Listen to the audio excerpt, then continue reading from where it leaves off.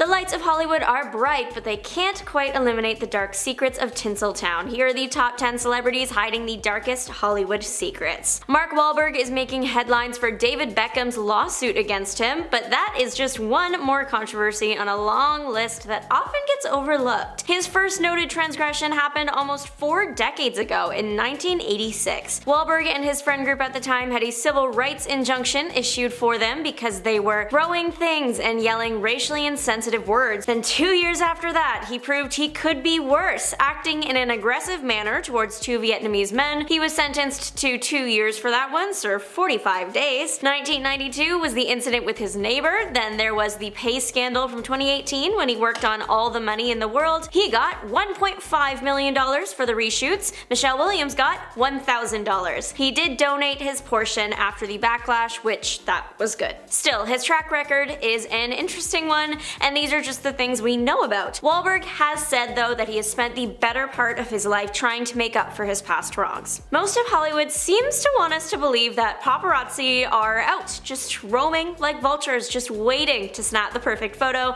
and that's not always true. Sometimes paparazzi might spontaneously be at a location if it's a known celebrity hub, or a hotel before a premiere, or a popular celebrity's house, or even a star-studded town like LA. But those random shots of people leaving the grocery store in the middle of nowhere or some random coffee shop, those might not be as authentic as we are made to believe. Turns out paparazzi are sometimes called to a location, whether that's just to get some pictures of new talent out there or to help set up a PR stunt. A paparazzi that regularly works with the Kardashians shared that Kim Kardashian sometimes texts him her location, even flying her favorite paparazzi around the world with her to get those perfect, glamorous, candid shots. Sure, some pictures of celebrities are definitely the real caught-off-guard thing, but definitely not all of them. Rebecca Ferguson may have let us know about a particularly nasty encounter with a castmate, but she is keeping their name out of the headlines, for now at least. Ferguson is in the film Dune 2, which just had its press tour. It was during an interview with Josh Smith on the tour that Ferguson revealed the shocking info that she was once screamed at on set by a co-star. The case was taken up by internet sleuths in no time, theories all over social media about who it could have been. Ferguson has chosen to keep that part to herself. She has since expressed that she shared the story mainly because it was a turning point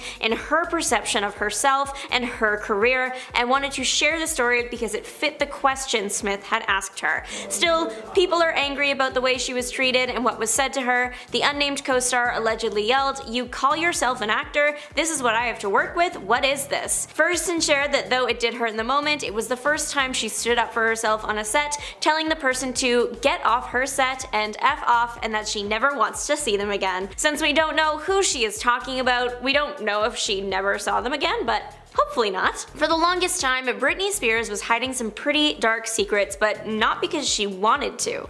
During the pandemic, people began noticing something was up with Spears, and soon people started to piece together the restrictive nature of her conservatorship. The news of how her father basically, allegedly controlled every aspect of the singer's life rocked the internet and led to a large social media outcry to free Britney. The star allegedly had little control over her finances, family life, and just her life in general. Her book, The Woman in Me, dropped in 2023 and revealed more interesting stories and secrets about the singer's life. One particular story about how she got pregnant took the internet by storm. While Britney and Justin Timberlake were dating, she got pregnant with his baby, but felt she couldn't keep the child even though she really wanted to. Justin Timberlake just didn't feel ready to be a father, so Britney felt forced to end the pregnancy. In her book she wrote, "If it had been left up to me alone, I never would have done it, and to this day, it's one of the most agonizing things I have ever experienced in my life." The book highlighted that being the most popular person in the world is not everything it's cracked up to be, and Britney's story showcased just how controlled Hollywood stars might be. Madonna is a bit of a wild child now and no stranger to controversy,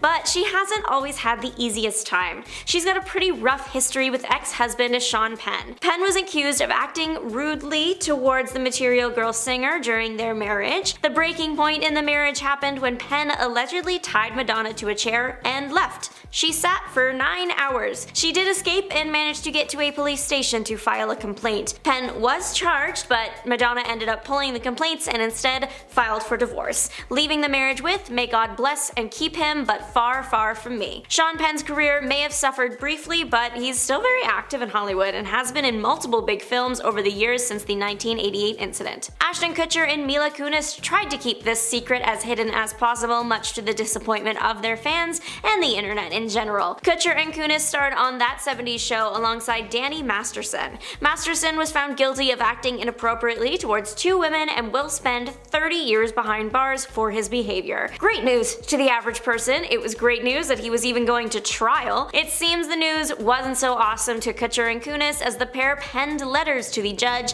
handling Masterson's case asking for leniency. The internet did not appreciate their efforts and was quick to put the actors in their place, so much so that they posted an apology video to Instagram. Alfred Hitchcock's legacy has shielded some of his more deranged actions from the public's consciousness in the decades since he has passed. Many hear the name and recall amazing films expertly put together, but the expert has truly insane ways of achieving what we get to see on the screen. It might surprise you, or not surprise you at all, to learn that the methods of creating his horror movie The Birds were just as horrific as the movie. Lead actress of the film, Tippi Hedren, shares a particularly harrowing story in her 2016 memoir Tippi. She writes about the day they were going to film the famous scene where her character is attacked by birds in the bedroom. Tippi shares that she was told the birds in the scene were going to be robotic. However, on the day of the shoot, she found out from the assistant director that the mechanical birds weren't working, so they had no choice but to use live birds.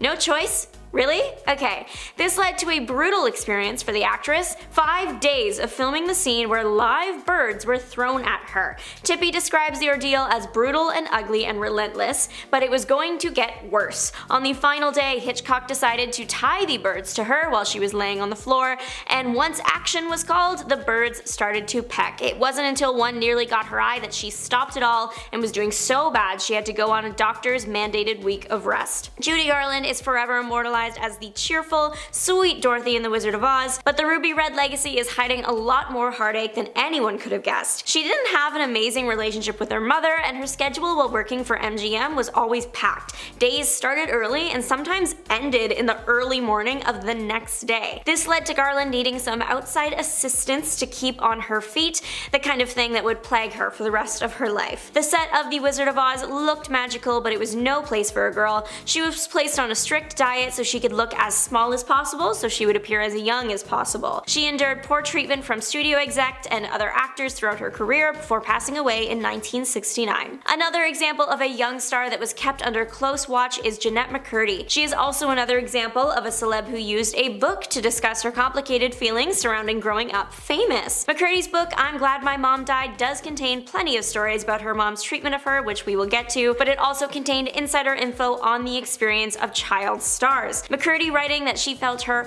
whole childhood and adolescence was very exploited. She shared that even years later, after being kind of out of the spotlight, she still feels the effects. She writes, "It still gives my nervous system a reaction to say it. There were cases where people had the best intentions and maybe didn't know what they were doing, and also cases where they knew exactly what they were doing. Most people hope that if a child is going to be entering the workforce of Hollywood so young, they would have a good parent at their side. Unfortunately, Jennette's book highlights that this isn't always the case. She shares stories of times she wished her mom had stepped up more, like when she had felt pressured into doing a bikini photo shoot when she wasn't yet 18. McCurdy continues to share situations that young stars might be put in by adults, including one in which McCurdy was offered an adult drink by someone she referred to as the creator. Jennette shared that whenever she would bring up how she felt uncomfortable with something, she would receive the comment, "Everyone wants what you have." The way young stars are treated in Hollywood is a profoundly uncomfortable topic, one that was just touched on in the landmark Quiet on Set documentary about Nickelodeon. One of the major stories that was told was that of Drake Bell. Without going into too many details, Bell was one of the biggest young actors Nickelodeon had. He was in a few different shows, mainly Drake and Josh, but would do guest appearances on other shows. He was a big deal. He was known for his outgoing, bright personality. So it came as a big shock to the world to hear about everything he was dealing with behind closed doors in the documentary. A dialect coach that worked with Nickelodeon had been acting inappropriately towards the young actor for an extended period of time. The coach did go to court, but in the opinion of many, did not get an adequate punishment for his behavior. Bell had kept the secret to himself for many years, but has now felt okay enough to share his experience. For a family that exists almost exclusively in the public eye, the Kardashians are also pretty good at keeping their secrets quiet. But cheating scandals, wage theft, and poor treatment of staff are all things that will always make it to the light. Let's get into it, folks. Kim Kardashian recently shared how she makes sure her kids aren't finishing all their Halloween candy. In an appearance on Jimmy Kimmel Live ahead of her American Horror Story Delicate Part 2 finale, the 43-year-old reality star and entrepreneur shared with Kimmel what it was like growing up next to Madonna in her childhood and adult years, and what it's like trick-or-treating with the Material Girl singer. Kimmel's like, I would imagine this is like a celebrity neighborhood, but like, you got good candy, right? Kim was like, yes, and then Kimmel was like, Madonna allowed her kids to eat candy? She seems very healthy. And Kim was like, yeah, absolutely, she's very healthy. But I mean, I take it and then I throw it away, or I donate it. Kimmel was like, okay, so if you take away your kid's candy, next time videotape it. I'd like to have it. Kind of a hobby of mine, which obviously he was referring to his viral segment where every year, the day after Halloween, parents videotape their kids, telling them they ate all their candy, they send him the video, he plays it, and people laugh, or so I'm told. Apparently with fame comes the right to be slobs, at least according to the Kardashian housekeepers, who claim the girls never clean up after themselves, yet expect their rooms and closets to always be camera ready. Well, there's no doubt that the Kardashian women are busy with their multiple shows, their families, numerous business ventures. Some folks have argued that they don't have the right to be so demanding of the housekeepers who help to tend their homes, which I agree. This even led to a lawsuit in 2021, as reported by NBC News, with 7 workers, not 1, not 2, but 7, claiming that Kim Kardashian failed to pay overtime, cover expenses, and provide legally mandated breaks, while expecting her housekeepers to always be on call to pick up after her. Look, if you want luxury services, you've got to pay luxury prices. That's how it is. You've got to pay overtime. You got to pay expenses. You have to provide breaks. Legally mandated for a reason. Shayna Moakler, Travis Barker's ex-wife, went on a podcast and claimed that Kim Kardashian hooked up with him, which is a major bombshell considering Travis is now married to Kim's sister Kourtney. Not only that, but there was allegedly cheating involved. Yeah, Shayna claimed that Travis was seeing Kim behind her back and that Kim played a major part in the breakdown of their marriage. Now, this was during an appearance on the Dumb Blonde podcast, and Shayna revealed that she and Travis were working on their relationship when she was sent text messages between him and Kim from some anonymous source. What did those text messages say? They were trying to meet up at her sister's house to do the deed. Now, apparently when she showed the text to Travis, he had already deleted them. So yeah, she had reason to be suspicious. But what people can't seem to get over about this story is the fact that Travis might have been interested in Kim before he was into Kourtney. And that's something that would promote hurt feelings all around. But like, is Kim Kardashian really a homewrecker? Would she really go after her sister's man and not put it on TV? I don't know. Sounds unlikely to me. I feel like this should have been a storyline of some sort on Keeping Up with the Kardashians. They say that as you get more and more famous, you get more and more lonely and isolated. Like, Kim K used to have a lot of high-profile celebs on her list of friends. We're talking Beyonce, even Taylor Swift for a hot minute. But her former assistant Stephanie revealed that Beyonce and Kim had quite the feud and often badmouthed each other, which hasn't become like super known because they did it privately in their homes. Stephanie also said that Kim has a hard time keeping friends because she thinks she's better than everybody else, and she tries to be better than everybody else too. Let's see, we've got a whole list of people that she's cut off over the years. Jordan Woods, Black China, and Drake. It's easy to judge someone who has a big ego, but would any of us act different in Kim's situation? Most of us will ever know, but like, why would you think you're better than your friends? According to a March 2023 Bloomberg Businessweek report, Kim was questioned by the feds as part of this crazy investigation into the big Malaysian financier. I think his name is Zhou Lo, who was a mogul at the center of the big infamous 1MDB fund embezzlement scandal. So US prosecutors alleged that Lo had stolen at least 4.5 billion from One Malaysia Development Berhad, which was founded and led by a former prime minister. The Justice Department indicted Lo in 2018 for conspiring to launder billions of dollars stolen from the development fund and paying out hundreds of millions of dollars in bribes. And since then, he's been like a fugitive. I think he's living in China. In 2019, Kim told the FBI that she once played baccarat in a Las Vegas casino with Lo and others, and she ended up winning big. Now, he told her, keep your chips, which were worth $350,000. And she told the FBI that when she went to the casino counter to cash out, she was handed $250,000 in a trash bag full of $100 bills. So she put the trash bag full of cash in her carry-on bag and boarded a Southwest Airlines flight back to LA. Once again, sketch. On a later trip to Vegas, Kim collected the remaining $100K, again, in a trash bag. Look, I don't know a lot of big gamblers, but this sounds sketchy. Don't you think? Let me know in the comments. The Kardashians are known to take many extravagant vacations and ventures, and one memorable visit to Bora Bora on Keeping Up with the Kardashians, people will know about it. Well, there, Kim reportedly lost her diamond earrings, leading the whole family to search the water for her prized jewelry. Naturally, losing something of such great worth and importance brought plenty of viewers in and sparked a lot of discussion online about the episode. Everybody was worried, where's Kim's earring? Seriously, like, there's people who have never seen a whole episode of the show, but if you quoted them, "Kim, there's people dying," they'd roar laughing. I'm not even a super fan. I quote it all the time. But the problem here, according to RadarOnline.com, Kim's ex-husband, Kris Humphries, said it didn't actually happen.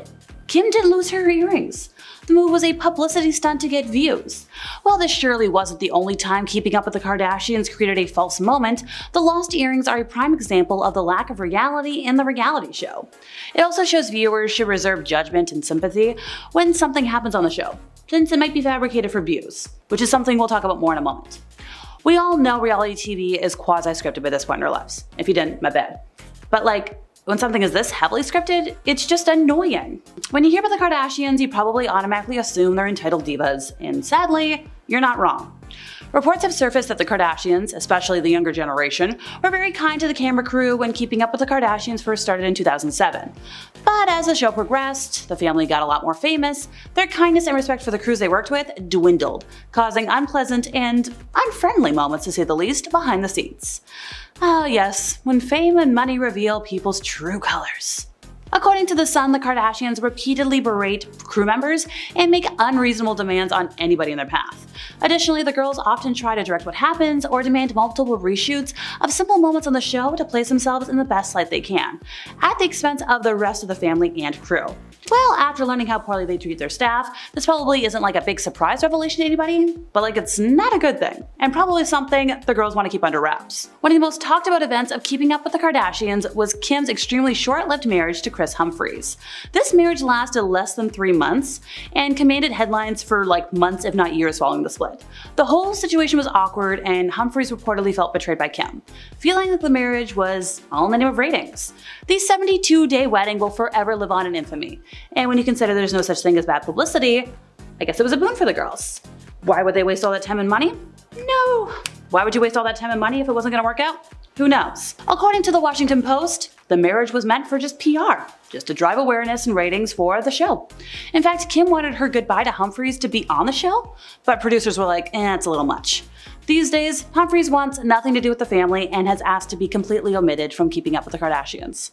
Sorry dude, wish you all the best away from this circus. This is probably one of the worst kept secrets, but it's worth mentioning. So easily one of the most controversial moments in the Kardashian saga is the release of Kim's intimate tape with Ray J. When the tape was first leaked, Kim sued the company to keep it out of the public eye. But a lot of folks have pointed out that Kim has made an impressive $5 million from the home movie. And it's possible that this leak was a publicity move. In fact, Ray J himself said it was Kim's mom, Kris, who actually released the tape. A lot of people believe the release by Kris was meant to drive attention to the family, and it worked. Only 6 months after the tape was leaked, Keeping Up with the Kardashians premiered with strong viewership. For her part, Kris did do a lie detector test on The Late Late Show with James Corden and said she had nothing to do with the leak. But like, who's gonna trust a lie detector test on a talk show?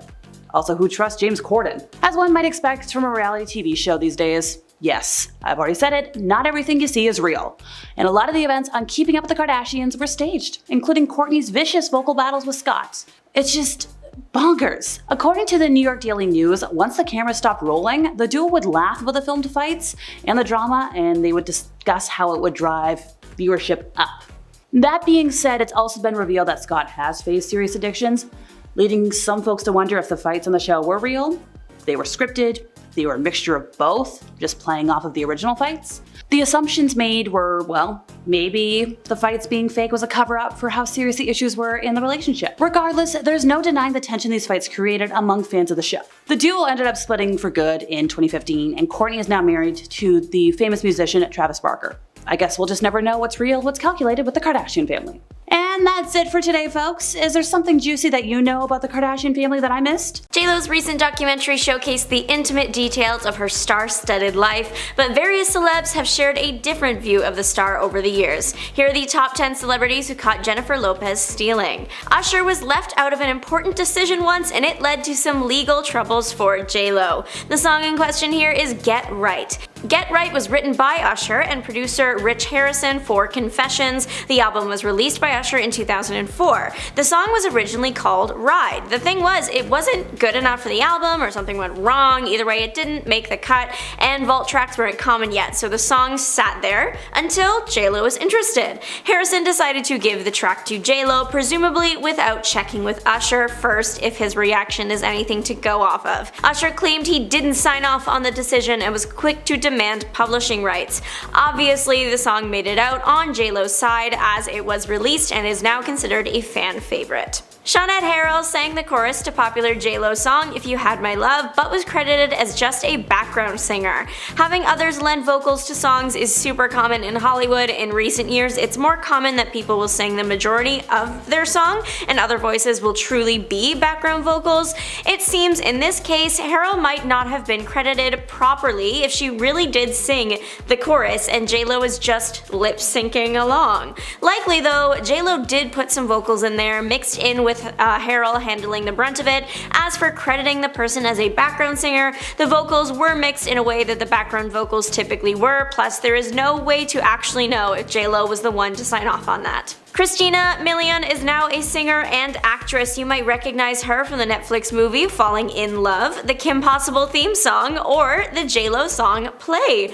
Christina co-wrote the song and did record some vocals for it, vocals that can be heard on JLo's version of the track. But as we know now, that did not happen. But JLo did kind of steal her work. Not really, because she would have had to get permission, but you know what I mean. People thought maybe Christina felt negatively towards JLo. It turns out that is very much not the case. In an interview with Page 6, Christina got to clear up any rumors swirling around the internet. She said there is nothing malicious between her and JLo. She talked quite highly of the singer, and even explaining that she was okay not being fully credited for the track, saying hands down she killed it. She's so good, I love that song, I'm on the credits for whatever nature, as a writer and for singing backgrounds. There is credit for that. I'm also just so happy that she did it because she's an icon, she's amazing. It's funny when people talk about this being kind of a thing about me singing on the song with Jennifer. I mean, I have background singers on some of my songs. It's no different than Michael Jackson having background singers on songs or Britney Spears. This is what music is made of. You want a blend of voices, it makes songs better to me. She even clarified why the song went to JLo, explaining that she liked another party song she had written more, AM to PM, and figured that only one would make the album, so she passed on play. JLo caught it and recorded it, doing some rewrites with Christina, and then it was off and hitting the charts. Ironically, it could be argued JLo's song I'm Real is not very real at all. Ashanti is the real deal here, at least when it comes to the chorus, and ad-libs, and the writing of the song. Allegedly, the song I'm Real by Jennifer Lopez was written by Ashanti. She sung the demo that was given to JLo. Usually artists, when they get demos, they just use it to see what the song will sound like. Then they re-record the song because it's their song now and they want their vocals. At least that's what one might think. In this case, and a few more cases that we've looked at and will look at, it looks like JLo did not re-record anything, just kept the demo vocals and the ad-libs. Ashanti received credit for background vocals, but the co-writing credit was nowhere to be found. So while JLo likely got permission from either the performer or the company, it wasn't a good look in the eyes of the public. To make the entire situation worse, JLo, who is Puerto Rican, used the N-word on the track. That was met with the appropriate response and callouts. I'm Real was so successful that Ashanti did write for JLo again, so there must not have been too much bad blood between the women. She came back to write Ain't It Funny, also adding some ad-lib vocals into this song. She did get to appear in the music video for this one. It's hard to imagine any J-Lo song being more popular than Jenny from the Block, but for a brief moment, all I have was the moment. While most of the song was J-Lo's vocals, part of the chorus was sampled from Deborah Law's song Very Special. Very Special came out in 1981 and J-Lo's song in 2002, so quite a bit of time between the two. Sony did get permission to use the sample, however, no one told the original singer, Deborah Law, so she took J-Lo to court. The case was dismissed, she tried again, and it was dismissed again. Specifically, she went to court over the sample, but that doesn't mean it was Law's vocals on the J-Lo track. The part of the chorus that wasn't J-Lo was a woman named Makeba Riddick. Riddick was with Rock Nation at the time. Makeba does have a connection to another famous track, Love the Way You Lie, featuring Rihanna. She produced Rihanna's vocals. This one is mainly a fan rumor and speculation. Kunela Cox was a background singer on Jennifer Lopez's tours and was possibly a vocalist on her hit song Love Don't Cost a Thing. Love Don't Cost a Thing is one of J-Lo's biggest hits, so it makes sense it would eventually be examined with a magnifying glass, or I guess just a good ear to pick apart to see if J-Lo is singing. Some fans would argue that in parts of the song, she isn't, that instead of J-Lo's vocals being heard, it's actually Cox. Cox is not that big of an artist, unfortunately, though she is very talented. She released some of her own music and albums back in the early 2000s, but they didn't do very well. A leaked demo caused people to listen to Lopez's signature track, Jenny from the Block, a little more closely, as it was rumored that J-Lo didn't even sing part of her most popular tune, and that some vocals actually belonged to Natasha Ramos. Of all the people on this list, Natasha is probably one of the most outspoken. She has used her multiple social media accounts to prove her involvement with the hit song. Using her X account, she tweets out her demo for the song, telling people to compare for yourselves. However, that was mainly in response to people saying she was lying about ever being involved with the track. Back in 2019, she tweeted a short summary of her involvement, writing, "I just want to clarify something. J-Lo did indeed go into the studio and lay down some background vocals over mine. So I wouldn't say she's so much lip syncing, however the backgrounds are predominantly me, some ad-libs and laughs as well." So that is nice to get cleared up. J-Lo is technically still singing her biggest song, just with a little more help than we may have thought.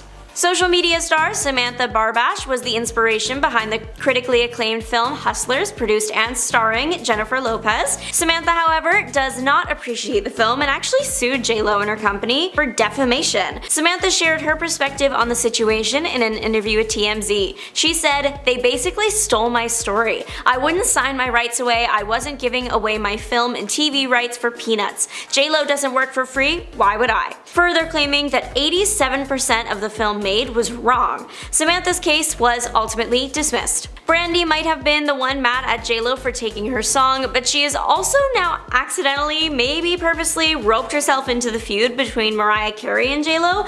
Let's start with the Brandy drama. Brandy wrote a song called Ride or Die for her album Aphrodisiac. The problem was there was a bunch of delays with the album, and for some reason those delays meant that Brandy no longer had the song and it went to J-Lo for her Rebirth album. Ride or Die did still keep quite a few Brandy vocals though, which I can only imagine added fuel to the feud fire. How did Brandy get into the decades-long feud with Mariah and J-Lo though? Well, she posted a picture with Carey in 2017 and captioned it #SheKnowsMe, to which Carey confirmed in the comments, "I sure do." This exchange might mean nothing to the average person, but to J-Lo fans this was a declaration of war. See, back in the early 2000s when J-Lo was starting to become a major name and Mariah Carey was releasing hits left and right, Carey was on a red carpet and the topic moved to Lopez, to which Carey replied with, "I don't know her." Such a simple sentence, and yet it ignited decades-long feuds, so that's what J-Lo fans believe Brandy was referencing with her hashtag caption. But that one little comment on Carey's part could not have possibly been the thing to ignite the feud. Maybe the straw that broke the camel's back, but it certainly wasn't the first thing to happen between the pair. The first big step was probably, if you look at it from Mariah Carey's perspective, when J-Lo stole a never-before sampled song from her ahead of her album release. That was pretty bad. The song that had never been sampled before was Firecracker by Yellow Magic Orchestra. Mariah wanted it for her upcoming song Loverboy, so she of course applied for a license. The only thing was her ex-husband must have hated her because he also applied for the same song, and unfortunately for Carrie, beat her out. So J-Lo's track, I'm Real, got the sample, and it also featured vocals from another singer named Shailene Thomas. The it couple of Hollywood, Timothée Chalamet and Kylie Jenner, are no stranger to controversy, being accused of various things over the years, like transmitting diseases or faking documents. It's truly a wild ride trying to keep up with the two A-listers. Kylie Jenner is no stranger to the luxuries of life, like private planes. Stars do sometimes need access to private flights for security reasons, but social media was up in arms in July of 2022 after the reality TV star took a 17-minute flight. The star took her private jet a couple cities over, and people online calculated that the flight could have been a 45-minute car ride. I personally don't get the short private jet flights, just because after driving to the airport, getting on the flight, taking off, touching down, getting off, driving from the airport, wouldn't that all exceed 45 minutes? You can tell I've never been on a private plane. Other social media users were quick to point out just how much carbon would have been released from the short flight, about a quarter of the average person's annual carbon footprint, or 1 ton. The 45-minute car ride would have had a significantly lower impact on the environment. This isn't even the worst flight Jenner has reportedly taken. In June, she had taken a flight that was just 9 minutes. Social media users have called out the star for this behavior, some calling her a climate criminal. July of 2020 revealed that the makeup millionaire Kylie Jenner is accused of being a bad tipper. A video shared to TikTok by a former Manhattan restaurant hostess details her opinions on different A-listers she met while working at the restaurant. The video features names like Hailey Bieber and the Hadid sisters, both talked about in positive light. Jenner, unfortunately, did not receive the same treatment. The hostess clarified that the reality TV star's behavior wasn't an issue, saying that she was fine. It was the bill at the end. The former hostess claimed that Jenner tipped $20 on a $500 bill. The former hostess ended her bit about Jenner saying, "Do with that what you will," and rated the star as a 2 out of 10 guest. This did cause some controversy online, some people agreeing that Kylie should have tipped more, around 20% instead of 4%. That would have been about a $100 tip. Others are saying that maybe the service wasn't great and $20 isn't that bad. Let me know your thoughts on the situation in the comments. Timothée Chalamet's fan base had a meltdown after videos of him smoking at the Beyonce concert he attended with Kylie went viral. The elusive Hollywood couple makes few public appearances together, so all eyes were on them at Beyonce's September 4th concert last year. Most of what was seen was just kisses and cuddles, but one particular Timothy action had fans clutching their pearls, but for good reason though. Timothy is seen in a video from the event smoking. This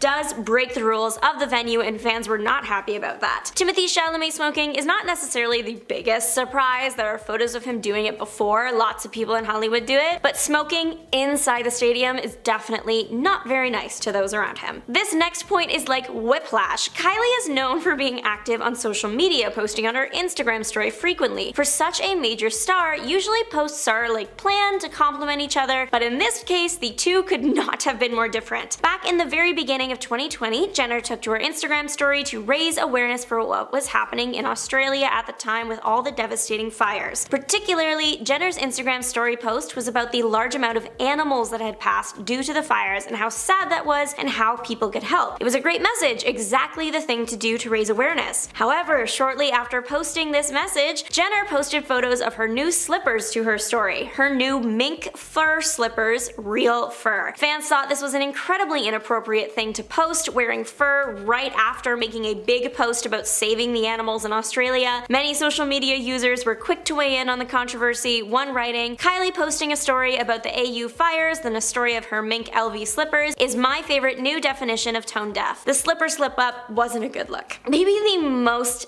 hilarious of the secrets on this list would have to be the Timothée Chalamet spreading chlamydia around the NYU campus. It's not true, apparently. The reason this rumor even started is just as wild as the rumor itself. Allegedly, according to fans online, the rumor started from a fanfiction. This happened in a fanfiction, I guess, and everyone just started taking it as fact. Not to say that there is no truth to the rumor. I personally don't know him, so I can't tell you exactly what he got up to in college. Kylie's lip kits and her plastic surgery caused some ruffled feathers when it was first revealed the star received the procedures. Kylie getting exposed for receiving plastic surgery isn't necessarily that bad. She is absolutely allowed to do whatever she wants wants to her body, it is hers. What people had a problem with is that she was using it to sell her lip kit products. Most of the marketing for her famous lip kits was about how it would make your lips look bigger, just like Kylie's, that all you needed for the plump lip look was a Kylie Jenner lip kit. Only that wasn't true at all, even for Kylie. Her famous pout was achieved not just through makeup, but also plastic surgery. Many said this marketing was creating unrealistic expectations and was contributing to body image issues among younger fans. Now Kylie is more open about the procedures she received. Kylie Jenner admitted in an interview that she uses her housekeeper as an arm model for her makeup swatches. While being interviewed by Fast Money, Kylie dropped this interesting confession. She revealed that the reason why she picked her housekeeper to show off the highlighter swatches was because she has the best arms for swatches and she's so nice and just sits there and has her arm ready and lets me do my thing. So it seems like her housekeeper enjoys being there, which thank goodness. Still, people found the entire thing a little odd and were quick to criticize the situation, especially how Kylie spoke of her housekeeper. Many said that the way Kylie was speaking about her housekeeper was akin to how one might speak of a pet, and were also pointing out that this wasn't a housekeeper's job and that they hoped Jenner at least compensated her for the modeling. Though Jenner being able to do this does indicate a good relationship, so surely her housekeeper must be fine with it. It's been happening for years, but in 2024 it was revealed again that one of Kylie's brands stole designs from a smaller business. In the post, Kylie's makeup brand had stolen photo shoot ideas from a makeup artist on Instagram, but this time it's all about Kylie's clothing line, Kai. Australian brand Johansson is known for a specific silhouette. It looks classic and it has like twisted sleeves usually, and they've actually dressed Kylie Jenner before. The owner of Johansson was surprised when Kai's new collection dropped because it looked incredibly similar to many of the company's designs. Jessica Johansson took to TikTok to express her frustration and show comparisons of the two brands side by side. From what I saw, they are almost identical. Pair that with the fact that Kylie knows the brand and has worn the clothes, it's not looking good. This isn't the first time Kai has been accused of stealing designs. Before this, in 2023, designer Betsy Johnson accused the brand of the same thing. This is not the Betsy Johnson, the American designer, this is someone else. She was a model and is from Grimsby. Johnson at this point had recently announced a line called Products and was met with praise. It featured lots of leather and made a point to look luxurious. Kylie's brand released a line that had striking similar design ideas. Turns out Johnson had sent some emails to Kylie's product team months before the drops. In an Instagram story, Johnson wrote, "We emailed Kylie and her team Products Ltd concept and language and a line sheet 6 months ago. Interesting concept, Kylie. Interesting. Thanks for the cosign." A line sheet is a tool used to showcase clothing and the info about selling at wholesale, so it probably would have had a lot of the product's designs on it.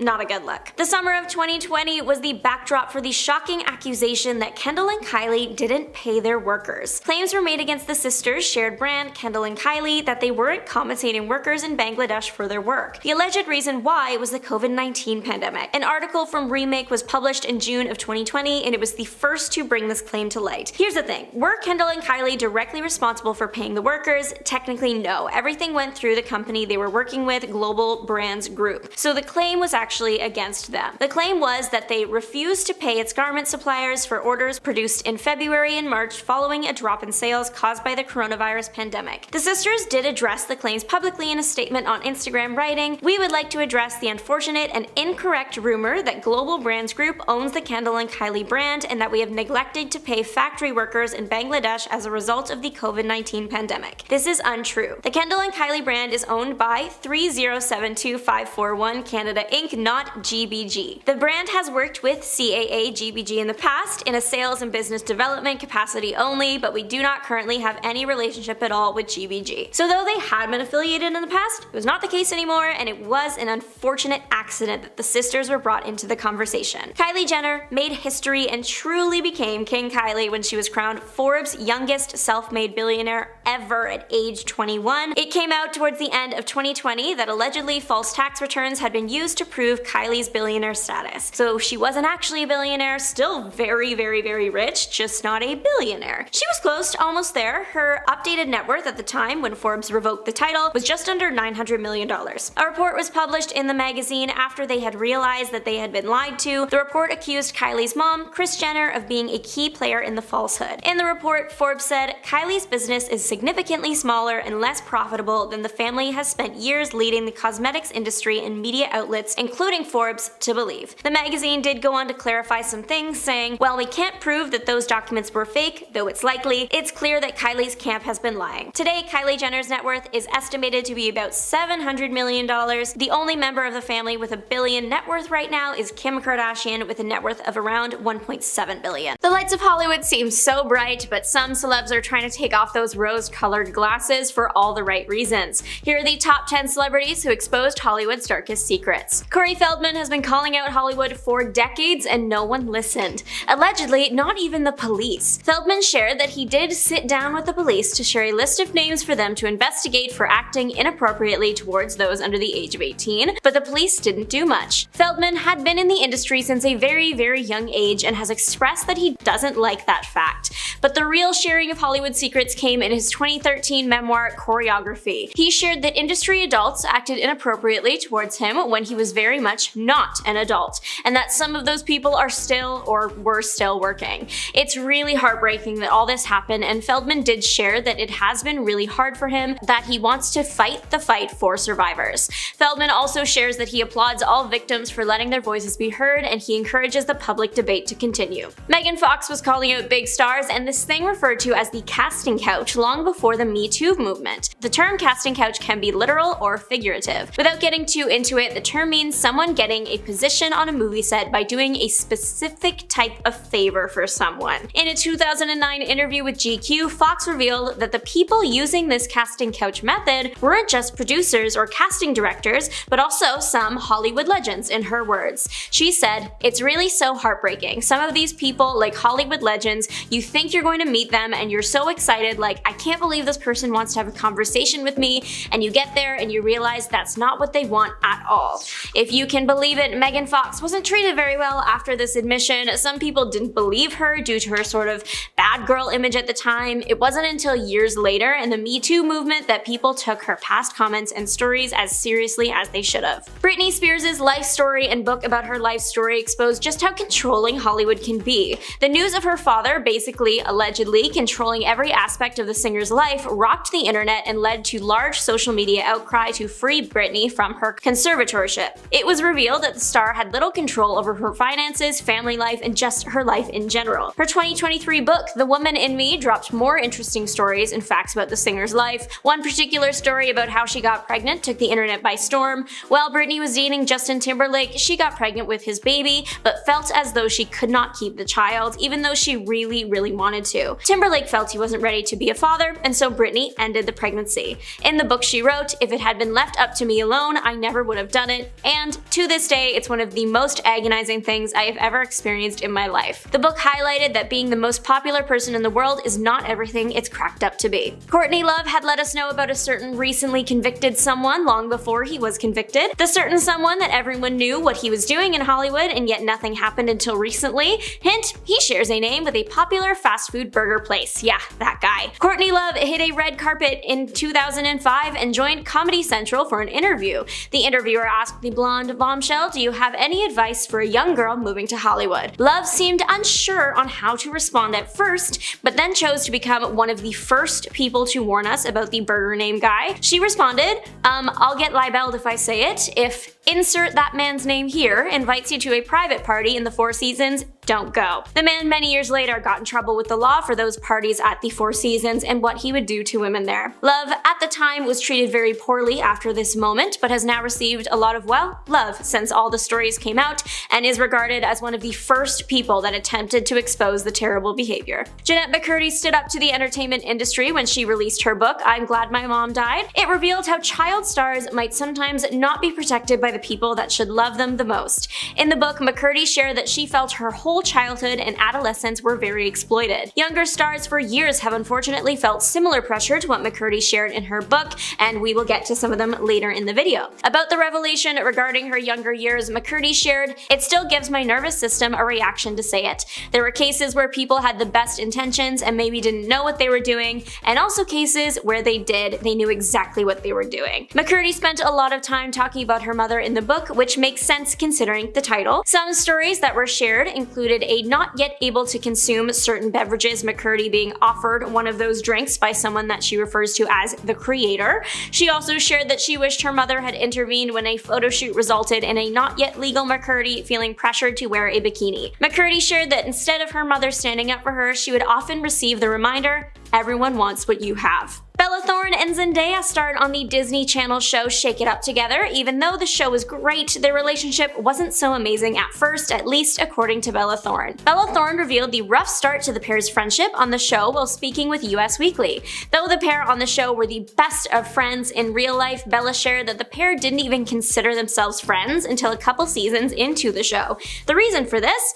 Bella says it was because people on the show were pitting the girls against each other. Bella shared that this fed into our heads. It made us not friends in that first season. It's sad to learn that a show that was so loved by young viewers hadn't been quite a safe space for the girls. This interview isn't the first time Bella has mentioned the made-up competition between them. In 2017, she said that the pair were forced to compete against each other and that they were placed in a very unfortunate position. It was an interesting reveal when Bella shared that the pair didn't actually become friends while working on their show, but instead while shooting an episode for another popular Disney show, Good Luck Charlie. That was the time for the two to set things straight. About this time, Bella said, "We were really able to put our cards out on the table and understand each other. From that point on, the pair did get along and are now friends." Kim Kardashian has let the cat out of the bag when it comes to the paparazzi. One photographer revealed that Kim regularly texts him where she is going to be so that he can come and take some shots of the reality TV star. It exposed something that a lot of people suspected, but it's nice to get confirmation on,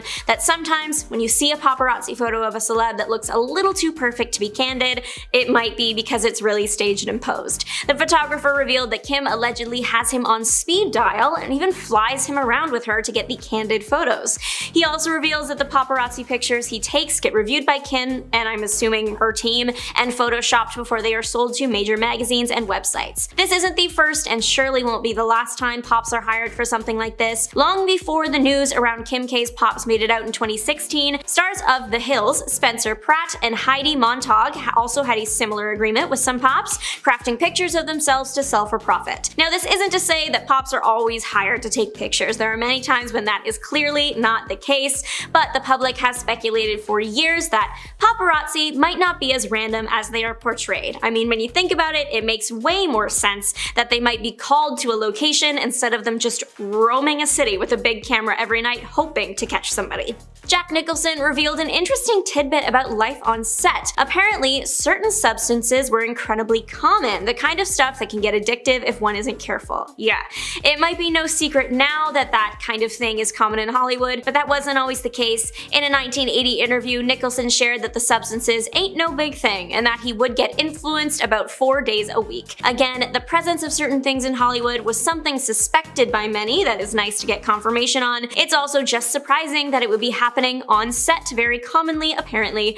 Who could have guessed? Addictive on-camera performances could have come from an equally as addictive something else. Another actor, Dennis Quaid, further confirmed these vibes on set and how it didn't always go well. He actually said that the substances caused his entire life to fall apart and said that they were one of his greatest mistakes. The star of The Rookie and The Parent Trap revealed that originally he just used stuff casually since that was what everyone was doing. This and more was revealed in an article published to Newsweek. Quaid did reveal something even more shocking about Hollywood, that major studios would actually include the substances in their budgets. Quaid shares it was even in the budgets of movies thinly disguised it was petty cash. So if you were to see petty cash listed in a budget, it probably meant something else entirely. Quaid went on to say that since everyone was doing the petty cash stuff, sets would sometimes supply it. People would even make deals. So while many have guessed that this stuff was present in Hollywood, it was a major shock to many to find out just how entwined it was with the movie-making process. The recently released documentary Quiet on Set,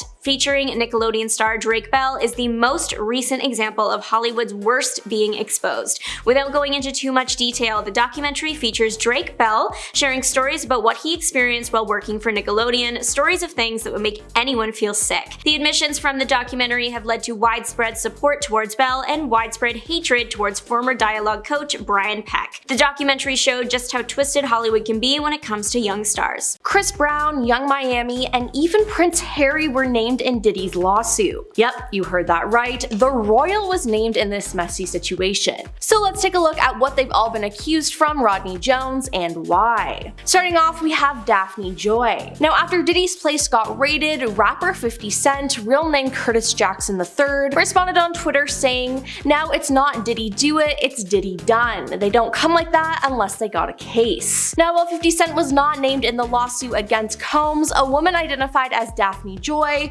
who shares a child with 50 Cent, was named in the suit. In a statement posted on Instagram, Joy responded to 50 Cent saying, "Everything is a joke until our safety is compromised, which is happening right now." Now, Joy went on to accuse 50 Cent of physically mistreating her and said, "You have broken our hearts for the last and final time." Next up is Stevie J. In addition to Joy, another celebrity named in the suit, Stevie J, Stephen Aaron Jordan, also responded to 50 Cent on social media. Stevie J hit back at 50 Cent on Instagram and said, "Since it's entertainment, let me beat the out of you on TV or something." Now, it's alleged that the Grammy winner Stevie J, Diddy's longtime collaborator, recruited and participated in Combs' freak-offs in his amended complaint filed in the U.S. District Court in the Southern District of New York, though it does not name Stevie J as a defendant. Now, Diddy is accused of instructing Stevie J to teach him the type of sex workers to solicit and the way to solicit them. It's alleged that Stevie J sent threatening messages when the plaintiff, Rodney Jones, publicly asked Combs to pay him for his work on Combs' The Love album. The complaint also says that Combs used his connection to Stevie J,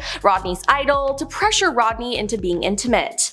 "I've never seen my man do anything foul like they talking about. I've never seen it. I've known him for 29 years, Stevie J told TMZ earlier this month. Moving on to Young Miami. Young Miami, a member of City Girls, is mentioned in Jones's amended complaint filed in the U.S. District Court of the Southern District of New York. Now, she is not a defendant, nor is she accused misconduct. She is listed as being a part of Combs' operation and accused of bringing Diddy illegal substances on a private jet. The complaint says she was retained on a monthly stipend as one of sex workers, and it also alleges that her cousin, named as Jane Doe 1, took advantage of Rodney. Now, since the raid, she has shared numerous posts on social media, but many of the posts are promoting a new song that she is releasing. Aaron Hall, an R&B singer who was part of the group Guy, was named as a defendant in a complaint filed against Diddy last November in the New York Supreme Court ahead of the expiration date for New York's Adult Survivors Act, which provide a one-year window in which people could bring cases of SA outside the typical statute of limitations. The plaintiff, who is named Lisa Gardner, accuses Combs and Aaron Hall of SAing her and her friend in Aaron's apartment after a music industry event by MCA Records in 1990. She says Combs coerced her into being intimate with him and that afterward, Aaron barged into the room, pinned her down, and forced her to be intimate with him too. The plaintiff also alleges that Combs found her at her home and choked her until she passed out, as he was worried his girlfriend would find out about the incident, the complaint says. Now let's talk about Cuba Gooding Jr. An amended complaint filed in March in the U.S. District Court of Southern District, New York by Rodney Jones lists Cuba Gooding Jr. as a defendant. Now, Rodney accuses Cuba of harassment and SA. Specifically, Rodney accuses Combs of grooming him to pass him off to Cuba. Now, the two were left alone in a makeshift studio on a yacht rented by Combs, according to the complaint. There, Gooding began inappropriately touching Rodney. Now, it's to be known that the actor previously pleaded guilty to a misdemeanor count of forcibly touching, so this incident being real isn't shocking. Now we have Lucian Grange. The CEO of Universal Music Group and father-in-law to Sophia Richie,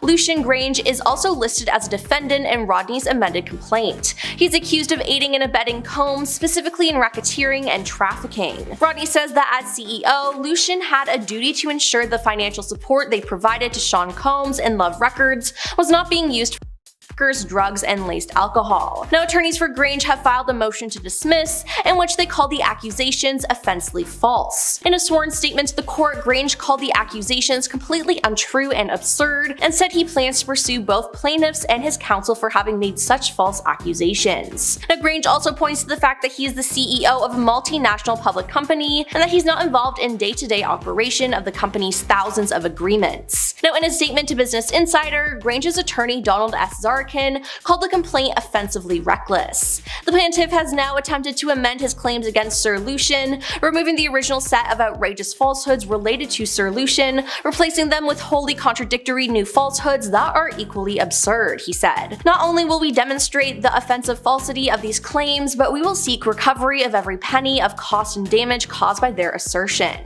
Moving on to Justin Dior Combs. Justin Dior Combs, Diddy's 30-year-old son, is a defendant in Rodney's amended complaint. In a wide-range list of allegations, Rodney accuses Justin Combs of soliciting as well as engaging in freak-offs. He also says the younger and older Combs were the only two people present in the room when G, a friend of his, was shot at a recording studio, implying that one of them shot G. Now, Justin Combs was at Diddy's Los Angeles home when it was raided by feds and was seen handcuffed on the lawn outside, though he was not arrested. Justin Combs' lawyer said that the complaint was utterly bonkers on his radio show Beyond the Legal Limit. It's clearly written in an effort to get as much publicity as possible, not only for the case, but for the lawyer whose name I don't even remember, literally some maniac, he said. Then there's Prince Harry. Now, Diddy is said to have drawn guests to his infamous parties through his VIP associations with celebrities, such as famous athletes, political figures, artists, musicians, and international dignitaries like British royal Prince Harry, according to the legal notice. Now, there's no suggestion of any wrongdoing by the prince, and his name is only mentioned once in the documents as an example of a well-known celebrity associate of Combs. Now, both Harry and his brother Prince William were pictured with Combs and Kanye West in 2007 after the musicians performed in the concert for Diana at Wembley Stadium. So to reiterate, Harry has not been accused of anything. Next up are the anonymous celebrities. While there are anonymous or redacted celebrities named in the suit, it's not too difficult to figure out who they are. While Chris Brown isn't named specifically in court documents, he's referenced as one of two redacted figures, redacted R&B singer, who was specifically alleged to have been in Mr. Combs' Los Angeles home consorting with girls. Now, another clue that points to it being Chris is the footnote at the bottom of the same page, which reads, a Grammy Award-winning R&B singer who had trouble with law enforcement after assaulting a Belgian billionaire. Then, like Chris, while Meek Mill wasn't named specifically in court documents, he's referenced as one of the two redacted rapper figures who was specifically and allegedly in Mr. Combs' Los Angeles home consorting with girls and Now, another clue that points to it being Meek is in the footnote at the bottom of the same page, which reads, he is a Philadelphia rapper who dated Nicki Minaj. And lastly, we have Bishop T.D. Jakes. While the bishop was not alleged to have done anything illegal per court documents, he was named as one of the people Diddy allegedly intended to leverage a relationship with in order to soften the impact on his public image of Casey Venture's lawsuit. Now, Diddy and the bishop joined forces back in 2021 for an ongoing religious series entitled Kingdom Culture with T.D. Jakes. In 2022, the two were spotted together in photographs at Diddy's 53rd birthday party, which prompted an outcry and criticism on social media about the relationship between religious leaders and music figures. In late 2023, the bishop would come under fire again on social media after an unfounded report claimed that he was engaging in activity with men at Diddy's parties. Now, he addressed the Diddy rumors once in a December 2022 comment from his representatives, and again during a Christmas Eve sermon, during which he let folks know that they can log off the online broadcast of the service if they came to hear him address a lie. Well, that's all for our list of the top 10 celebrities who got exposed in Diddy's lawsuit. Now, did anyone on our list shock you? Beyonce's new country album is a hit and chart topper, but not everybody is a fan of the new tunes. Here are the top 10 country singers who refuse to work with Beyonce. John Schneider entered the country music scene in the 1980s, but you also might recognize him from the action comedy TV show Dukes of Hazzard. John played one of the main characters, Bo Duke. John Schneider's first ever country album he released hit the stands and made it into the top 10 of the US country Billboard charts, peaking at spot 8. He had even better standing with his cover/remake of the Elvis hit Now or Never, which peaked at number 4 on the US country chart and 14 on the Hot 100 chart. All that intro to say, this guy is well established in the country music scene, and he is not happy that his territory has someone new coming in. In fact, he compared Beyonce to something weird, definitely not something I would have picked myself. John Schneider was being interviewed on One America News Network, and soon the interview shifted to the recent controversy of an Oklahoma radio station refusing to play Beyonce's new country music when a fan requested it. The interviewer asked a question question about Schneider's opinion on how the lefties in the entertainment scene have to seize control over every area in entertainment. Schneider agreed with the host, and that's where the odd comparison came in. John said, "They've got to make their mark, just like a dog in a dog walk park. You know, every dog has to mark every tree, right? So that's what's going on here." That's right, John just compared Beyonce to a dog peeing on a tree. Obviously, Beyonce fans and people in general thought the comparison was a little bit rude. Many people on social media began pointing out that Beyonce had done country songs before and was revisiting that era, others saying you can't gatekeep an entire genre of music. John did respond to the public criticism, saying that the phrase was just something he has always used.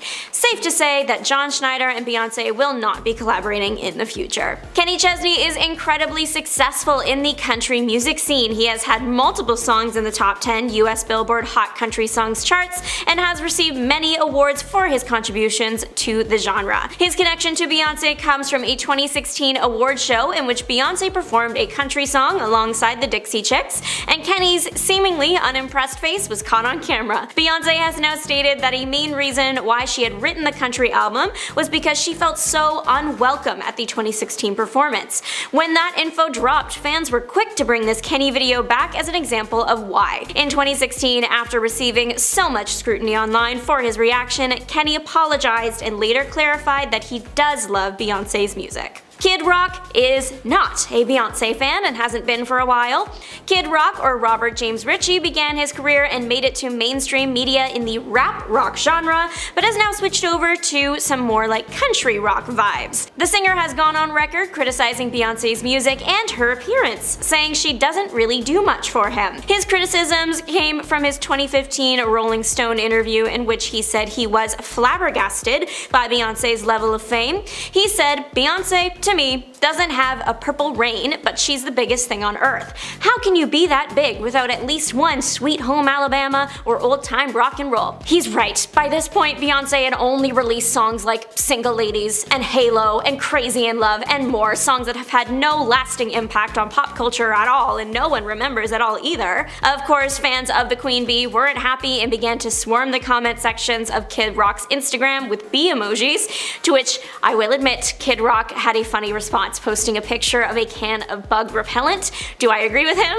No. Was that a funny response? A little. These comments were said almost a decade ago, but I don't think we will ever see music from this pair. Accidental country artist Lil Wayne will probably not be collaborating with Beyonce anytime soon. Let me explain. Lil Wayne is a hip-hop artist. He did release one song called Ya Dig that some people say has a country vibe, but it's not labeled as a country song by any means. Lil Wayne mainly has a feud with Jay-Z, but since Beyonce is married to Jay-Z, she's also kind of included in it. In one song, It's Good, Lil Wayne insinuates that Jay-Z is living off Beyonce's money and that he might kidnap her. It's a choice. So that's the mini feud between him and Beyonce. The country part comes in an odd way. At the American Music Awards, Lil Wayne won for the favorite rap/hip-hop song category for his track I'm the One, so he won one category. Yet in the male received 5 awards, the other 4 for the country genre. The award show accidentally sent him the awards meant for Little Big Town, the famous country band. It was a mix-up. Lil Wayne had nothing to do with their music, though if he were to collaborate with a country performer, he might choose them over Beyonce. We probably won't see a country collaboration between Carrie Hilson and Beyonce anytime soon, though Hilson has done country collabs in the past. Carrie is an American singer and songwriter that mainly performs the R&B genre, but has done some country once upon a time. She collaborated with country music stars Sugarland to perform the song Think by Aretha Franklin. While that country collab seemed right up her alley, one with Beyonce probably wouldn't be, as Carrie does not seem too fond of the Cowboy Carter writer. In 2009, Carrie released a remix of her single Turning Me On. The original actually featured Lil Wayne, the remix didn't though, in which she rewrote the lyrics to the hook in Beyonce's song Irreplaceable. Lyrics in Beyonce's song are to the left, it's that one, and the lyrics in Carrie's version are you can dance, she can sing, but she needs to move it to the left, she needs some babies. In a 2013 interview with Juicy Magazine, Carrie allegedly refused to hold a magazine with Beyonce featured on the cover, so yeah, they weren't doing great then, and they probably aren't now either. Though Keisha Cole is not a country music artist herself, she does seem to love the genre and actively wants to encourage artists breaking into it. The Grammy-nominated singer once helped an up-and-coming country music talent talent, Tony Evans Jr., get access to big-name producers after she viewed one of the singer's videos posted online. So she clearly understands country talent when she hears it, but she is not a fan of Beyonce as of 2013. Beyonce released the song Bow Down in 2013, and Cole took her comments on the song to her Twitter account. She tweeted, "First, women need to stick together. Now, bees better bow down. Shaking my head." Country fan 50 Cent is another one to have an eye on up-and-coming country talent. Though 50 Cent is a rapper, he has allowed his music to be turned into country songs, with country remixes being released online, and even Shang-Chi star Simu Liu performing a country version of his song Indie Club. It's safe to say, though, the rapper might not traditionally write for the country genre. That doesn't mean he won't fit in. 50 Cent has shown public appreciation for country artists. Last year, country artist Zach Bryan attended a 50 Cent concert and later met 50 Cent afterwards. 50 Cent shared a photo to his personal Instagram of the pair, sharing that Zach Bryan is the best new everything in country music, incredibly high praise.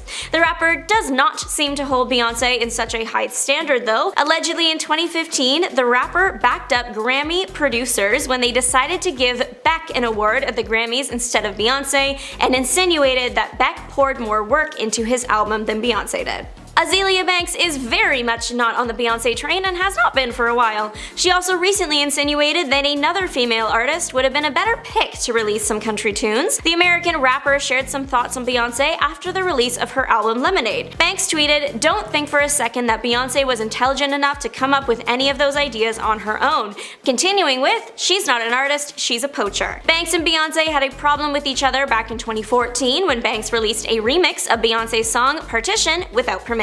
So Beyonce's lawyers filed a copyright claim against Banks. Now, years later, with the release of Beyonce's country album, Banks has once again weighed in with her musical opinions, saying that she believes K. Michelle should be the one releasing country music instead. This was typed out on Banks' Instagram story. K. Michelle did respond with her X account, writing that she loves Beyonce and will be supporting her like she always does. So a K. Michelle and Beyonce collab seems way more likely than a Banks and Beyonce. In addition to all of this, Banks also used her social media to criticize the album cover for Cowboy Carter, so yeah, she really is not loving it. American rapper Kaya is not fond of Beyonce and has accused the Cowboy Carter singer of stealing music, copying music, and more using her social media. Kaya voiced her dislike for Beyonce's album Renaissance, calling it devil-worshipping music. The pair's feud has been going on for years though, with Kaya notably referencing Beyonce in distasteful ways in some tracks. A future collab seems out of the question here. Lily Allen is a singer and songwriter from London and mainly releases music in the electro-pop or reggae genres. That podcast is where she shared her opinions on Beyonce's country album. Talking to her co-host, one of Allen's big criticisms of the album was Beyonce's choice to cover the song Jolene. Allen said she found it weird. It's quite an interesting thing to do when you're trying to tackle a new genre and you just choose the biggest song in that genre to cover. Once again, referencing Jolene. I mean, you do you, Beyonce, and she literally is doing her. Or is she doing Dolly? Dolly Parton is actually all for Beyonce's cover, and all for the album in general. Dolly Parton is featured on 2 songs. She also once requested that Beyonce cover her song Jolene the same way Whitney Houston covered her song I Will Always Love You. During a 2022 interview on The Daily Show with Trevor Noah, Parton was asked about her request, to which she replied, "I don't know if she's even got the message, but wouldn't that be a killer?" Parton says in the interview, "I would just love to hear Jolene done in a big way, kind of like how Whitney did my I Will Always Love You, just someone that can take my little songs and make them powerhouses." It seems Beyonce did get Dolly's message and we now have the amazing cover, but also Dolly Parton, please give yourself credit, the song is equally as amazing when you perform it. Lily Allen did have more opinions on the country album to share. She said she viewed the entire thing as very calculated. On the album, Beyonce addresses Jay-Z's speech in which he called out the Grammys for never awarding Beyonce the album of the year despite her having the most Grammys in history. About this, Allen said, "When Jay-Z got up and said that thing, that was part of this campaign. It was before the album had come out or even been announced, and she was wearing the blonde wig and a cowboy hat."